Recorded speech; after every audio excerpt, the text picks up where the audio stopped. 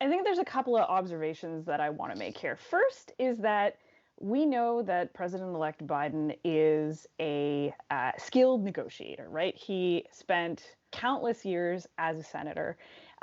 He knows what he's dealing with.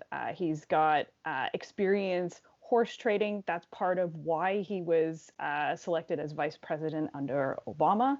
And so I don't think that we can understate his ability to navigate the Senate. I think the other thing that we have to think about is that Biden has learned from the Obama presidency and some of the challenges with setting a really high bar for what you want to get done and then what you can actually get done throughout 2 terms in office.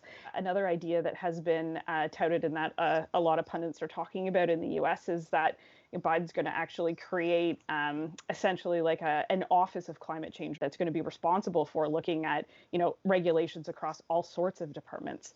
And so, and finding different ways that they can embed climate decision making into various aspects of government. In terms of the shift to electrifying our passenger vehicles, how significant is this election result, and how much does it? What does it mean for Canada in terms of its ability to transition as well in a country which, relative to most of the world, we have very gas guzzling vehicles here. Our auto sector has been in decline over the last decade. Over the last 2 decades. Yes, we had the Great Recession in 2008, 2009, where, the auto sector, like many other sectors, took a huge hit. But on the whole, we're not building as many cars in Canada as we used to. And so, there's a general desire, obviously, amongst, workers, but also, from governments to want to try and reverse this trend. And, one of the ways that we could possibly do this is through the transition to electric vehicles, not only in producing those vehicles and manufacturing those vehicles, but, the parts industry, parts manufacturing in Canada is huge. But then also there's this conversation that keeps bubbling up as to whether or not Canada could, manufacture EV batteries. While there is an electric vehicle incentive in the U.S., it's capped to a certain percentage. I know that Tesla has met the cap. I think GM has as well.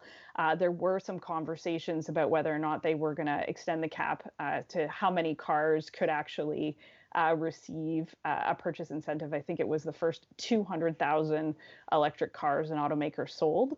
And that conversation, obviously, under a Trump administration went nowhere.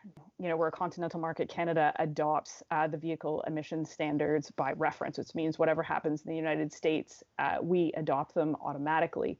But this is a big deal for Canada because passenger vehicle transportation emissions, as we said, are on the rise. And so, there's a need to rein those in. Plus, I don't think we can dismiss the fact that this actually has an impact on people, right? More fuel efficient cars means that you're spending less money on gas. And I think, that's something that most people could say, yeah, I'm interested in spending less on gas.